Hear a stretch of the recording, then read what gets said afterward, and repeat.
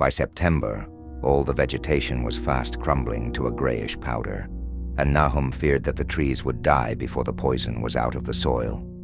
His wife now had spells of terrific screaming, and he and the boys were in a constant state of nervous tension. They shunned people now, and when school opened, the boys did not go. But it was Ami, on one of his rare visits, who first realized that the well water was no longer good.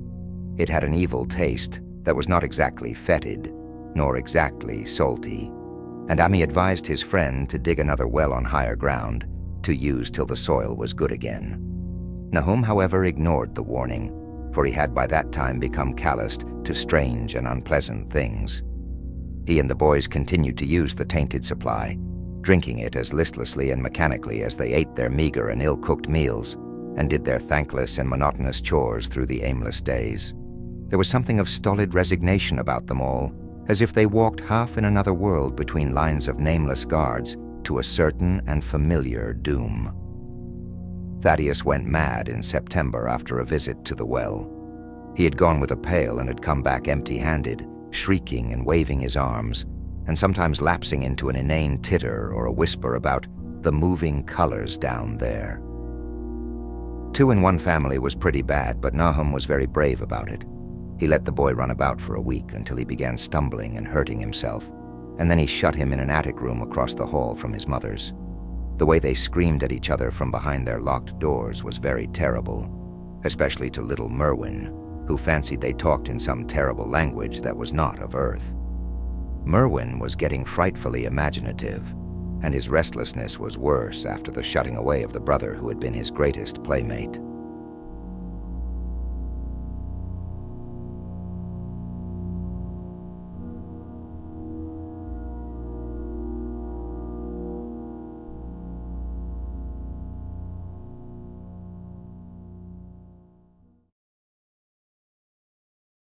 Almost at the same time, the mortality among the livestock commenced.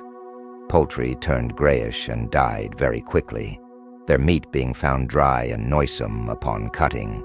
Hogs grew inordinately fat, then suddenly began to undergo loathsome changes which no one could explain. Their meat was of course useless, and Nahum was at his wits' end. No rural veterinary would approach his place, and the city veterinary from Arkham was openly baffled. The swine began growing gray and brittle and falling to pieces before they died, and their eyes and muzzles developed singular alterations.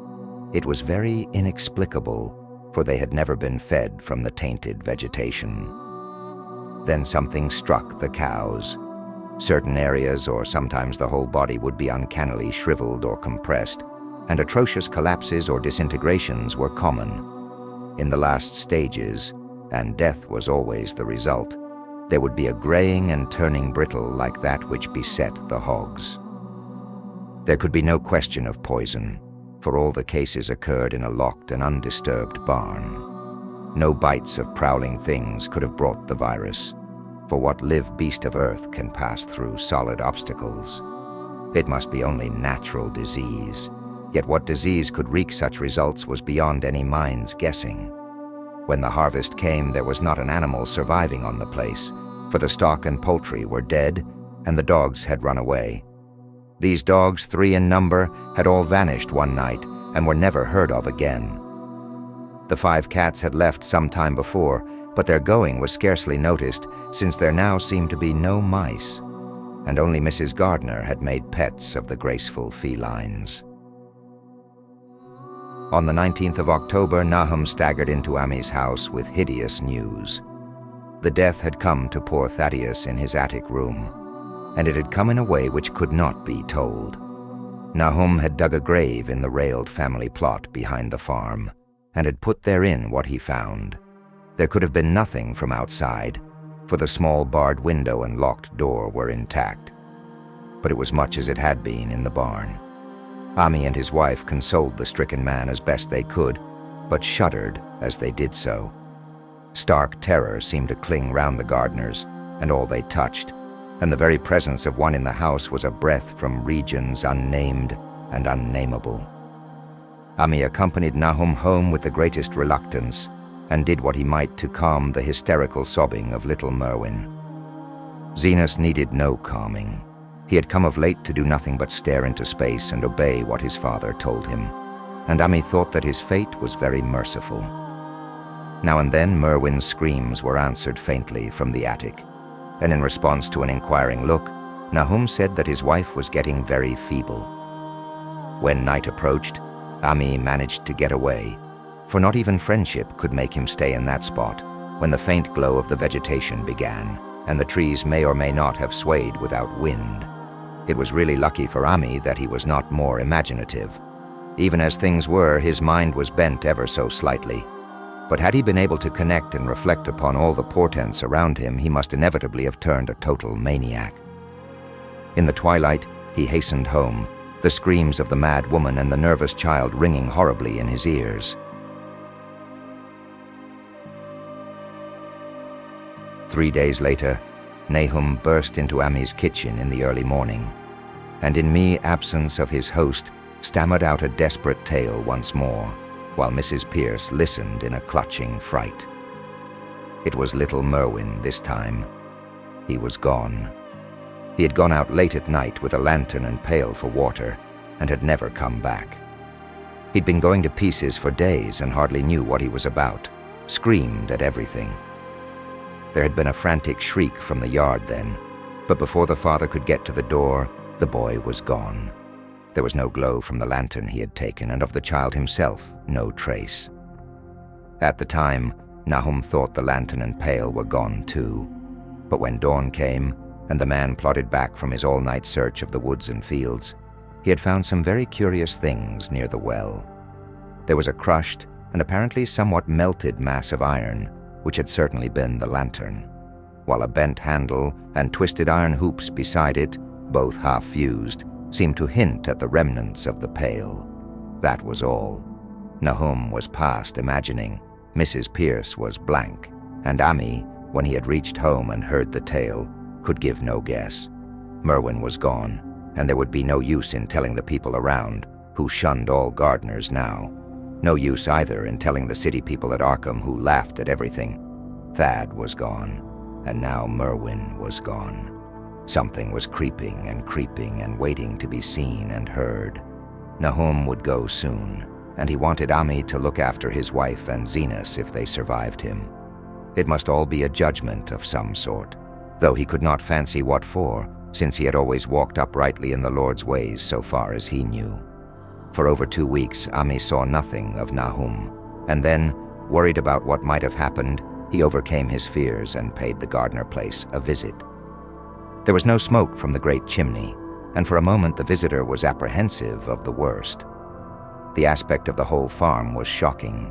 Grayish withered grass and leaves on the ground, vines falling in brittle wreckage from archaic walls and gables, and great bare trees clawing up at the gray November sky with a studied malevolence which Ami could not but feel had come from some subtle change in the tilt of the branches.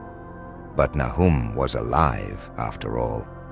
He was weak and lying on a couch in the low-ceiled kitchen, but perfectly conscious and able to give simple orders to Zenas.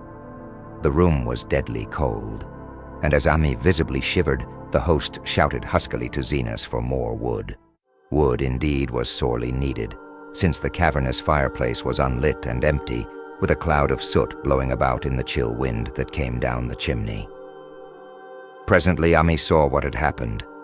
The stoutest cord had broken at last, and the hapless father's mind was proof against more sorrow.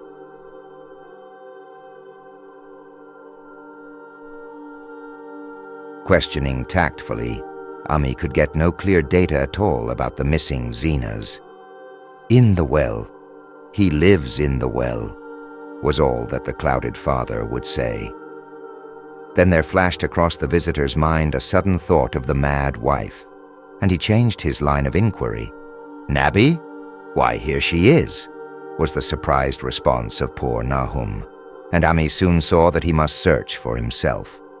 Leaving the harmless babbler on the couch, he took the keys from their nail beside the door and climbed the creaking stairs to the attic. It was very close and noisome up there, and no sound could be heard from any direction. Of the 4 doors in sight, only one was locked. and on this he tried various keys of the ring he had taken.